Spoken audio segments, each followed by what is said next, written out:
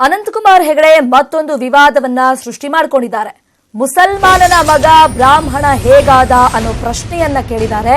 ಇದು ಕಾಂಗ್ರೆಸ್ನ ಅಧ್ಯಕ್ಷ ರಾಹುಲ್ ಗಾಂಧಿ ಬಗ್ಗೆ ಮಾತಾಡುವಾಗ ವಿವಾದಾತ್ಮಕವಾಗಿ ಹೇಳಿಕೆಯನ್ನ ಕೊಟ್ಟಿರೋದು ಇದೀಗ ಕೇಂದ್ರ ಸಚಿವ ಅನಂತಕುಮಾರ್ ಹೆಗಡೆ. ರಾಹುಲ್ ಮುಸಲ್ಮಾನ ಅಪ್ಪ ಕ್ರಿಶ್ಚಿಯನ್ ತಾಯಿಗೆ ಹುಟ್ಟಿದ್ದಾರೆ ಅಂತ ಹೇಳಿದ್ದಾರೆ. ಹಾಗಾದ್ರೆ ರಾಹುಲ್ ಗಾಂಧಿ ಬ್ರಾಹ್ಮಣ ಹೇಗಾದ ಅನ್ನೋ ಪ್ರಶ್ನೆಯನ್ನ ಕೂಡ ಇಲ್ಲಿ ಮಾಡಿ ವಿವಾದವನ್ನ ಮತ್ತೊಮ್ಮೆ ಮೈ ಮೇಲೆ ಹೇಳ್ಕೊಂಡಿದ್ದಾರೆ ಅನಂತಕುಮಾರ್ ಹೆಗಡೆ.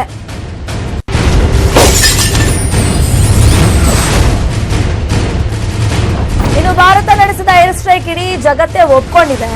ನಮ್ಮಲ್ಲಿರುವಂತಹ ಕೆಲ ತಲೆ ಹಿಡುಕರಿಗೆ ಸಾಕ್ಷಿ ಕೊಡಬೇಕಂತೆ.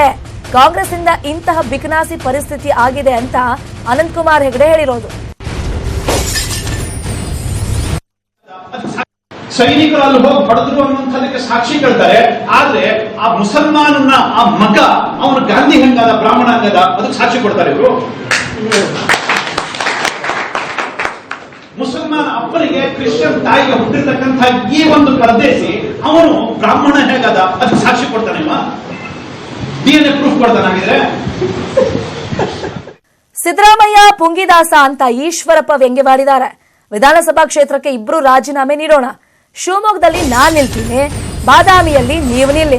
2 ಕ್ಷೇತ್ರದಲ್ಲಿ ನಾವು ಗೆಲ್ದಿದ್ರೆ ಸನ್ಯಾಸತ್ವ ಸ್ವೀಕರಿಸ್ತೀನಿ ಅಂತ ಸಿದ್ದರಾಮಯ್ಯಗೆ ಬಹಿರಂಗವಾಗಿ ಸವಾಲನ್ನ ಹಾಕಿದ್ದಾರೆ.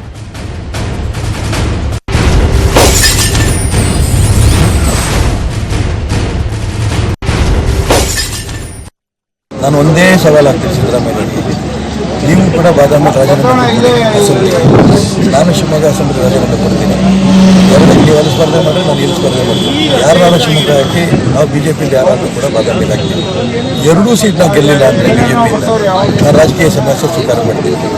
ನೀವು 2 ಗೆಲ್ಲೋದು ಬೇಡ, ಕನಿಷ್ಠ ಬಾದಾಮಿ ಗೆದ್ದು ಆದರೂ ನಾನು ರಾಜಕೀಯ ಸನ್ಯಾಸ ಸ್ವೀಕಾರ ಮಾಡ್ತೀನಿ. ನೀವು ರಾಜಕೀಯ ಸನ್ಯಾಸ ಸ್ವೀಕಾರ ಮಾಡಬೇಡಿ, ಈ ರೀತಿ ಘೋಷಣೆ ಮಾಡಿಕೊಂಡೇ ಇರಲಿ. ನಿಮಗೆ ಪುಂಗಿ ಹೊಡೆಯೋದು ಪುಂಗಿದಾಸ ಅಂತ ರಾಜ್ಯಕ್ಕೆ ತೀರ್ಮಾನ ಮಾಡಿದ್ರು, ಬರೀ ಬೊಗಳೆ ಹೊಡೆಯೋದು.